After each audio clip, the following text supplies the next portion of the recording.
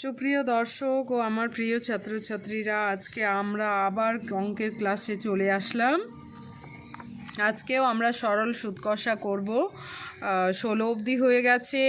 17 number অঙ্কটা, 17 এবং 18। তো 17তে কি বলেছে? 17 নাম্বারটা রেখা দিদি তার সঞ্চিত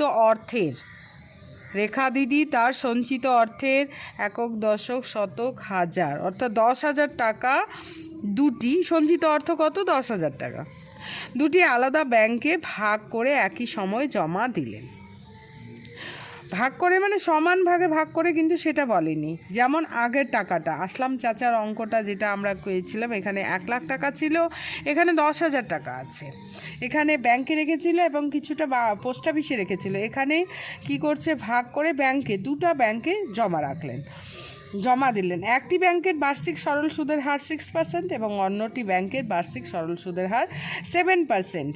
যেটা আসলাম চাচার অঙ্কটাতে আমরা একটাতে 5% এবং একটাতে 6% পেয়েছিলাম। এখানে 6% এবং 7%, তাহলে একই টাইপের অঙ্ক হলো। এখানে 10,000 টাকা, ওখানে 1 লাখ টাকা ছিল। এখানে 5% এবং 6% ছিল, এখানে আমার 6 এবং 7% আছে। 2 বছর পর তিনি যদি সুদ বাবদ মোট 1280 টাকা পান। 2 বছর পরে সুদ বাবদ কত পেলেন? 1280 টাকা। এখানে প্রতি বছরে 5,400 টাকা ছিল। তো একই রকম অঙ্ক, তাহলে তিনি কত টাকা কোন ব্যাংকে জমা রেখেছিলেন? একদম একই রকম অঙ্ক, নিজেরাও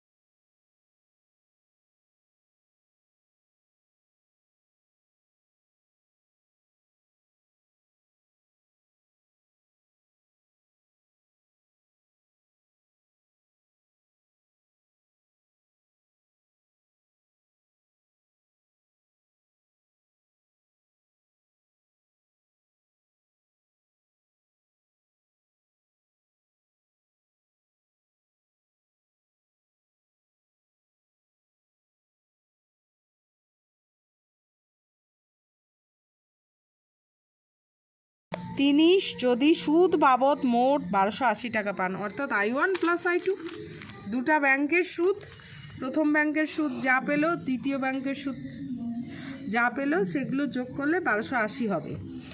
তাহলে প্রশ্নানুসারে আমরা বলতে পারি I1 plus I2 equal to 1280, और I1 তাহলে কত? I1 এখানে কত আছে আমরা বের করেছি, 12x 12x by 100, 12x by 100 plus এটা কত হলো I2 দেখে দেখে লিখব, 14 minus 14x by 100 equal to 1280, और এবার 100 লসাগু 12x প্লাস, হ্যাঁ সেই জন্যই আমি আর কাটাকাটি করিনি, 14 0 0 0 0 মাইনাস 14x ইকুয়াল টু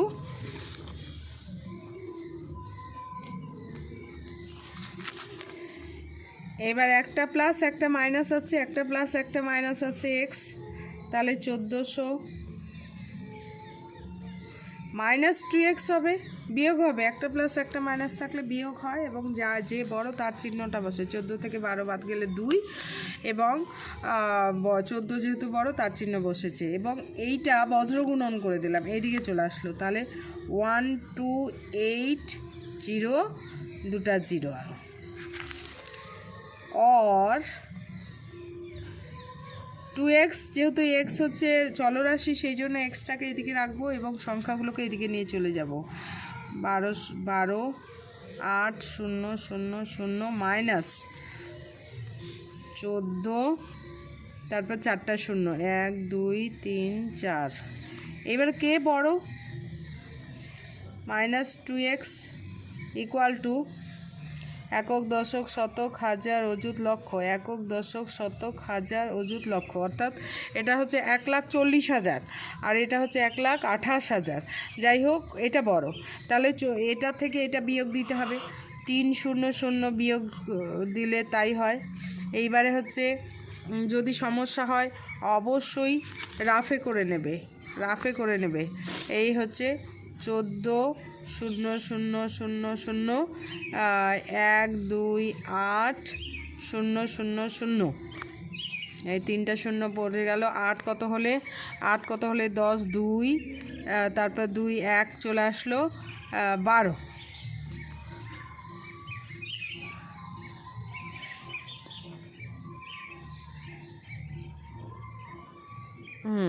12,000।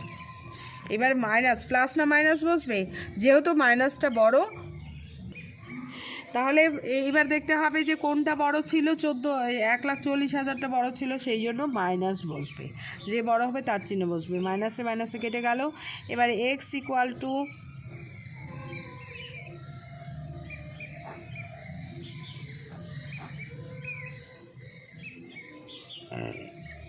তাহলে x ইকুয়াল টু কত বেরোলো, 6,000 টাকা। x মানে কি, x মানে হচ্ছে প্রথম ব্যাংকে রেখেছিল, তাহলে প্রথম ব্যাংকে কত রেখেছিল টাকা, প্রথম ব্যাংকে x ইকুয়াল টু 6,000 টাকা, এবং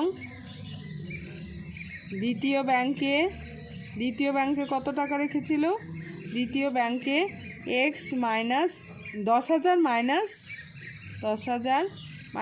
x টাকা সমান 10,000 মাইনাস 6,000 টাকা, অর্থাৎ 4,000 টাকা রেখেছিলেন।